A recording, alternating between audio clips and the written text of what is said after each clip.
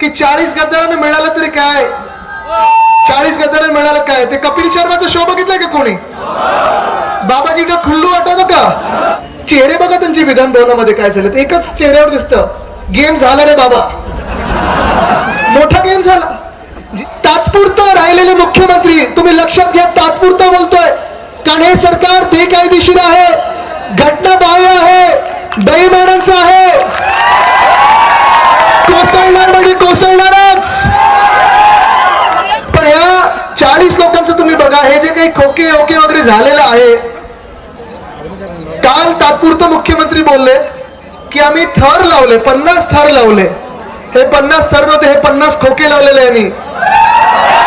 आज मी मुख्यमंत्री महोदयांना विचारू इच्छितो की तुम्ही दहीहंडीचे थर लावले, तुम्ही दहीहंडीवरती चढलात, महाराष्ट्राचं नाव तुम्ही खराब केलेलं आहे. आम्ही मेहनत घेत होतो ह्या महाराष्ट्रासाठी, शिवसेना होती, काँग्रेस होती, राष्ट्रवादी काँग्रेस होते, सगळे मित्र पक्ष होते, ही जनता होती, शेतकरी, महिला, तरुण, सगळे लोक एकत्र येऊन काम करत होते, ह्या महाराष्ट्रासाठी काम करत होते.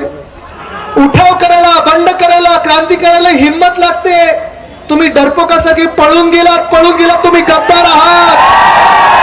स्थानिक मुख्यमंत्री देशाला अपील करत होते की आमच्या राज्याला मदत करा, त्यावेळी आपले 40 निर्लज्ज गद्दार खोके घेऊन ओके झालेले आणि मजा मस्ती करत होते. हमारे चैनल को सब्सक्राइब करें और बेल आइकन दबाएं.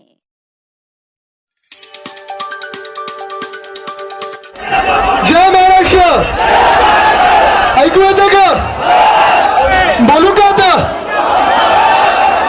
बरं, काल परवाकडे मला वाटतं काल रात्री बॅनर कोणीतरी आपले फाडले होते. मी तुम्हाला सांगू इच्छितो, अशा चिंधी चोरांकडे लक्ष देऊ नका.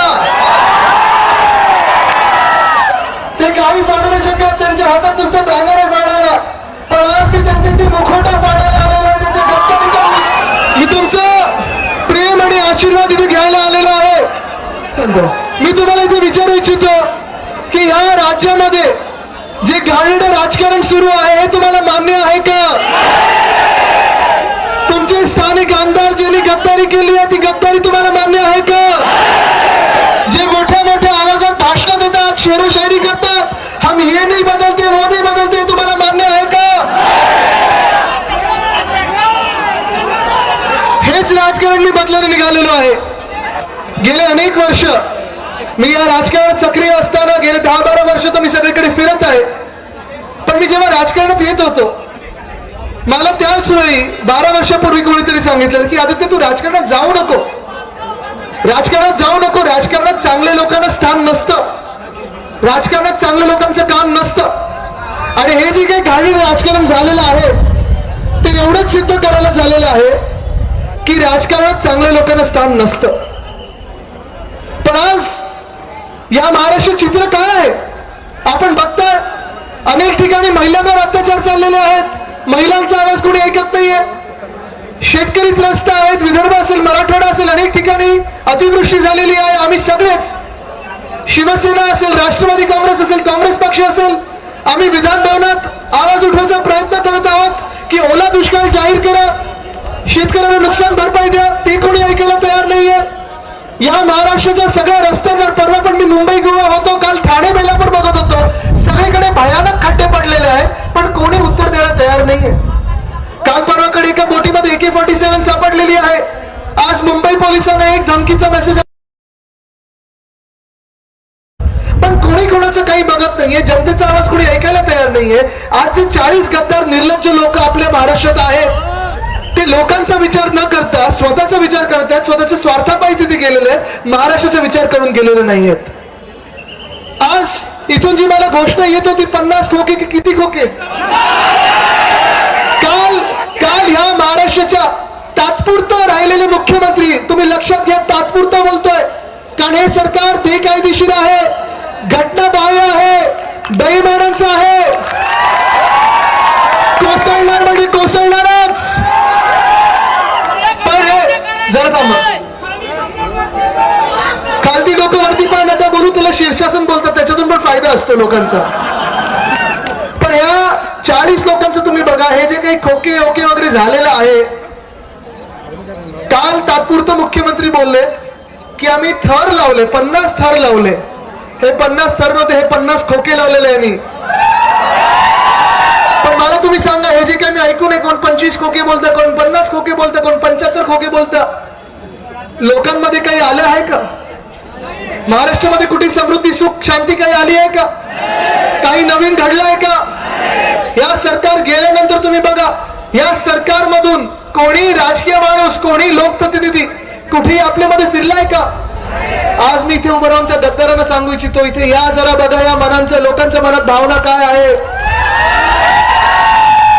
महाराष्ट्रामध्ये कोणाला गद्दारी आवडत नाही, महाराष्ट्रामध्ये कोणाला गद्दारी आवडत नाही. आणि ही गद्दारी महाराष्ट्र खपवून घेणार नाही हे मला माहिती आहे. पण आज जसं मी सांगितलं ना की 50 थर लावले, 50 खोके लावले.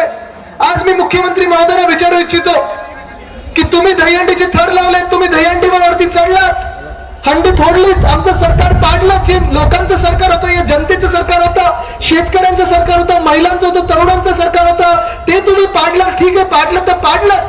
मलाही तुम्ही एकट्याने खाल्ली. तुमच्या बरोबर जे 40 गद्दार गेले त्यांचं काय झालं? काही काही लोक, आता पण मी तिथून येत होतो, आज इथे आल्यानंतर, मगाशी पाचोऱ्यात होतो, इथे आल्यानंतर मी तिथे पण विचारलं की 40 गद्दारांना मिळालं तरी काय? 40 गद्दारांना मिळालं काय? ते कपिल शर्माचा शो बघितलाय का कोणी? बाबाजी का खुल्लू आठवतं का? अजून काय मिळालंय? म्हणजे असं झालेलं की महाविकास आघाडी सरकारमध्ये हे 8 लोक की 9 लोक मंत्री होते, ते इथे बरे होते. तिथे त्यांची लाज देखील काढली आणि त्यांची जागा पण दाखवली त्यांना बरोबर. सगळी खाती त्यांची डाऊनग्रेड केलेली आहेत. चेहरे बघा त्यांची विधान भवनामध्ये काय झालं, एकच चेहऱ्यावर दिसतं, गेम झाला रे बाबा, मोठा गेम झाला. जे आमचे कृषी मंत्री होते त्यांना काय दिलं, कुठचं तरी खातं फाडलं आणि यांना चिकटून दिलं. असेच कितीतरी मंत्री मी मोजून दाखतो, आधीची खाती होती तशीच्या तशी दिली किंवा आधीपेक्षा कमी दिलेली. पण मग माझा हा प्रश्न हाच परत येतो की जर तुम्हाला तिथे जाऊन तसं करायचं होतं, मग आमचं नक्की काय चुकलं? काय नक्की उद्धव साहेबांचं आणि माझं चुकलं? काय नक्की या शिवसैनिकांचं चुकलं? काय नक्की आमचं सगळ्यांचं चुकलं की आम्ही तुम्हाला डोक्यावर बसवलेलं, आम्ही तुम्हाला खांद्यावर नाचवलेलं, आम्ही तुम्हाला निवडून दिलेला, दिवस रात्र मेहनत केलेली, केली की नव्हती केली? जेव्हा शिवसेनेने तिकीट दिलं, तुम्ही प्रचार केला की नाही केला? निवडणुकीसाठी प्रचार केला की नाही केला? मतदान केलं की नाही केलं? जिंकलेत ते, तुम्हाला काय मिळालं? मंत्री झाले ते, तुम्हाला काय मिळालं? गद्दारी केली त्यांनी, तुम्हाला काय मिळालं? खोके खाल्ले असतील त्यांनी, तुम्हाला काही मिळालं? काहीच नाही मिळालं. आता तर त्यांना पण काही नाही मिळालं. मग गद्दारी केली कशाला? पाठीत खंजीर खुपसला कशाला? हो, स्वतःला तुम्ही जशी मोठी भाषणे देता, कडक आवाजमध्ये बोलण्याची हिंमत करता स्टेजवर असताना, एवढी हिंमत होती ना तर छातीवर वार करून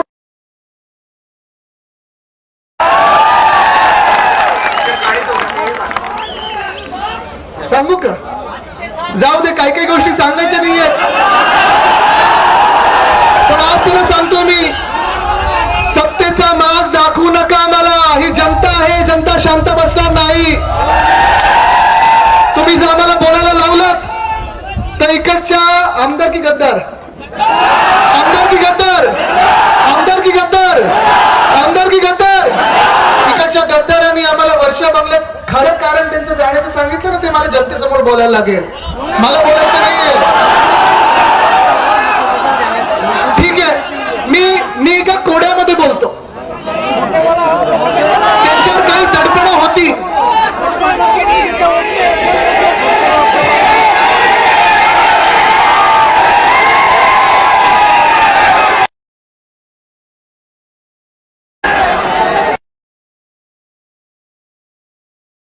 आज माझं तेच म्हणणं आहे. जाऊ दे ती आपली भाषा नाही. पण आज माझं तेच म्हणणं आहे, परत मी एकदा सांगतोय की ज्यांनी गद्दारी केली असेल, ज्या 40 लोकांनी गद्दारी केली असेल, तुम्हाला तिथे राहायचं असेल ना, आनंदात राहा. या महाराष्ट्रामध्ये कधीही राजकीय संस्कृती एवढी घाणेरडी केली नव्हती. कधी महाराष्ट्राचा तुम्ही चेहरा असा बदललेला नव्हता जसं आता तुम्ही दिसतोय. सगळ्या महाराष्ट्राला हे जे सांगतात ना तात्पुरतं मुख्यमंत्री, 33 देशांनी आमच्या क्रांतीची नोंद घेतली. क्रांतीची नाही, तुमच्या निर्लज्ज गद्दारीची नोंद घेतली 33 देशांनी. महाराष्ट्राचं नाव तुम्ही खराब केलेलं आहे. आम्ही मेहनत घेत होतो या महाराष्ट्रासाठी. शिवसेना होती, काँग्रेस होती, राष्ट्रवादी काँग्रेस होते, सगळे मित्रपक्ष होते, ही जनता होती, शेतकरी, महिला, तरुण, सगळे लोक एकत्र येऊन काम करत होते, ह्या महाराष्ट्रासाठी काम करत होते. पण आज मी त्या गद्दारांना सांगू इच्छितो, इथे तुमच्या साक्षीने सांगू इच्छितो की जर तुम्हाला तिथे राहायचं असेल, तुमच्यावर काही दडपण असू शकतात, मला माहिती आहे, लोकांना माहिती आहे, दडपण असू शकतात किंवा आमिष दाखवली असतात. एक तर दडपण असतील किंवा काही खोके बिके असतील, एकदम ओके झाले असतील, ठीक आहे, ओके होऊन फिरा, माझं काही म्हणणं नाहीये. माझं तुम्हाला एकच सांगणं आहे, तुम्हाला तिथे राहायचं असेल, आनंदात राहायचं असेल, मंत्री बनून राहायचं असेल, राहा, काही सांगणं नाही. माझं एकच म्हणणं आहे, थोडी जर तुमच्यात हिंमत असेल ना आणि थोडीशी लाज उरली असेल ना, तर आमदारकीचा राजीनामा द्या आणि निवडणुकीला सामोरे या. निवडणुकीला सामोरे या, होऊन जाऊ दे एकदाच या महाराष्ट्रामध्ये. चालेल ना?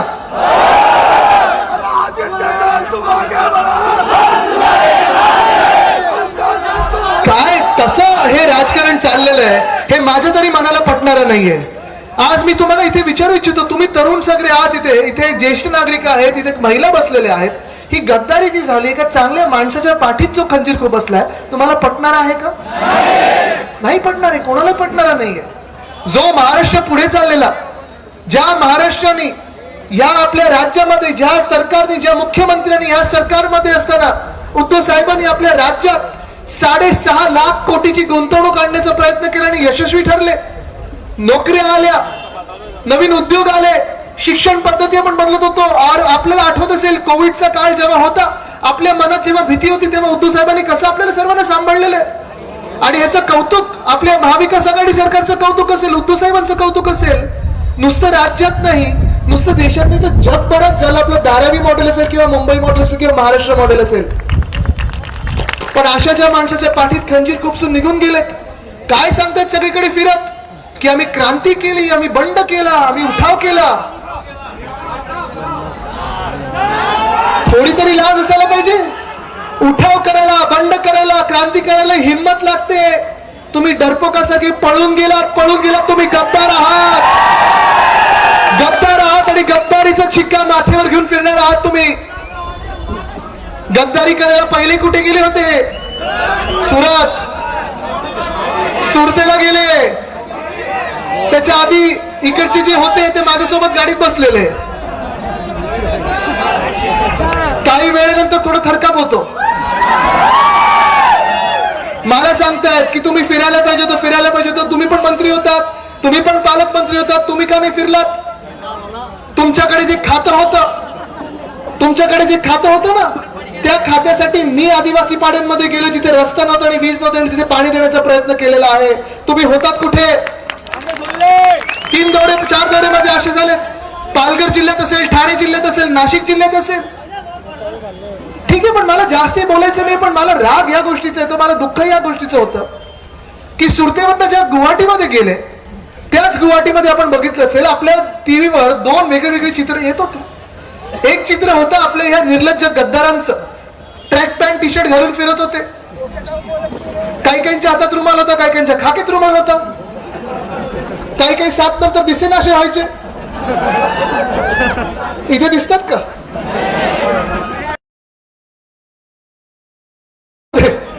पण महत्वाची गोष्ट ही आहे की ज्या गुवाहाटीमध्ये गेले, ज्या आसाममध्ये गेले, जर हे सांगत होते की यांच्या रक्तात शिवसेना आहे, जर यांनी सांगितलं असतं की मी खरा शिवसैनिक आहे, हिंदू हृदय सम्राट बाळासाहेब ठाकरेंची माझ्यात शिकवण आहे, तर त्या गुवाहाटीमध्ये मजा मस्ती नसती केली या लोकांनी, धांगडधिंगा नसता घालला.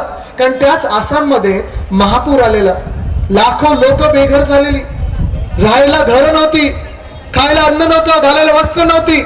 आणि त्याच आसाममध्ये जिथे मुख्यमंत्री, तिकडचे स्थानिक मुख्यमंत्री देशाला अपील करत होते की आमच्या राज्याला मदत करा, त्यावेळी आपले 40 निर्लज्ज गद्दार खोके घेऊन ओके झालेले आणि मजा मस्ती करत होते. ह्यांच्या रक्तात जर शिवसेना असती तर हे उतरले असते, मदत केली असते यांनी. पण मतदार नाहीत, प्रेस नाही, तर दाखवायचं कोणाला आणि कशाला? म्हणून हॉटेलमध्ये मजा करत बसले. तिथून कुठे आले पुढे? गोवा. आणि तिथे मला खरं दुःख झालं, कारण जे हे सांगत असतात ना की आम्ही खरे शिवसैनिक आहोत, आमच्या हातात खरा भगवा झेंडा आहे, आम्ही अमुक आम्ही तमुक. जर हे खरे शिवसैनिक असते ना, तर ज्या मिनिटाला उद्धव साहेबांनी म्हणजे शिवसेना प्रमुखांच्या सुपुत्रांनी, हिंदू हृदय सम्राट बाळासाहेब ठाकरेंच्या सुपुत्रांनी मुख्यमंत्री पदाचा राजीनामा दिला ना, त्या मिनिटाला हे टेबलावर नाचून हातवारे नसते केले नाही, टेबलावर चढूनही नाचलेले. हे तुमचे लोक तुम्ही बघितलं की नाही? बघितलं की नाही तो व्हिडिओ? हे 40 लोक टेबलांवर उड्या मारून नाचत होते, हातवारे करत होते. हे लोक तुमचे लोकप्रतिनिधी होऊ शकतात का? हे लोक तुमचे सरकार म्हणून फिरू शकतात का? हे लोक तुमचे मंत्री होऊ शकतात का? ओ, हे लोक ज्या उद्धव साहेबांचे आणि शिवसेनेचे नाही झाले, हे महाराष्ट्राचे काय होणार? हे तुमचे आमचे काय होणार? ज्या उद्धव साहेबांनी त्यांचा राजकीय जन्म करून घेतला, सामाजिक ओळख दिली, तिकीट दिलं, सरकार नसतं तर जपायचं, सरकार असलं तर मंत्रीपद करण्यात पळून जातील, गद्दारी तर रक्तातच आहे. हे अशा लोकांना सगळं काही यांच्यासाठी केल्यानंतर असा पाठीत खंजीर खुपसून जातात. हे लोक उद्धव साहेबांचे नाही झाले, तुमचे काय होणार तुम्ही विचार करा. पण ही वृत्ती लक्षात घ्या तुम्ही. ही वृत्ती भयानक वृत्ती आहे, ही राक्षसी वृत्ती आहे. ही वृत्ती ही काही रामराज्याची नाहीये, ही रावण राज्याची वृत्ती आहे. तुम्ही विचार करा ही वृत्ती कशी आहे. जेव्हा उद्धव साहेब आजारी होते, त्यांचं ऑपरेशन झालं होतं, त्यांच्यावर उद्धव साहेबांवर 2 ऑपरेशन झाले दिवाळीच्या काळात. दिवाळी झाले 2 ऑपरेशन झाले. इथे ऑपरेशन ज्यांची झाली असतील त्यांना माहिती आहे, ऑपरेशन थिएटरमध्ये जाणं किती एक भीतीदायक वातावरण असतं. साधा आपण कोविडची लस जेव्हा घ्यायला जातो तेव्हा आपल्या मनात भीती असते, दुखणार की नाही. पण उद्धव साहेबांचं एक नाही, दुसऱ्यांदा जेव्हा ऑपरेशन झालं, इमर्जन्सी ऑपरेशन होतं, मणक्याचं होतं. खरं तर उद्धव साहेबांमुळे देशाला कळलं की राजकीय लोकांना मणका असतो, नाहीतर काही लोक कसेही वागतात, कसेही झुकतात, सत्तेसमोर काही करत असतात. पण उद्धव साहेबांचं जेव्हा दुसरं ऑपरेशन झालं तेव्हा उद्धव साहेब जास्ती हलू शकत नव्हते, हातपाय जास्ती हलत नव्हते, बेडमधून जास्ती फिरू शकत नव्हते. जेवढी काही ताकद होती तेवढी जमा करून उद्धव साहेब त्या नोव्हेंबर आणि डिसेंबरच्या काळामध्ये खरोखर भेटू शकत नव्हते.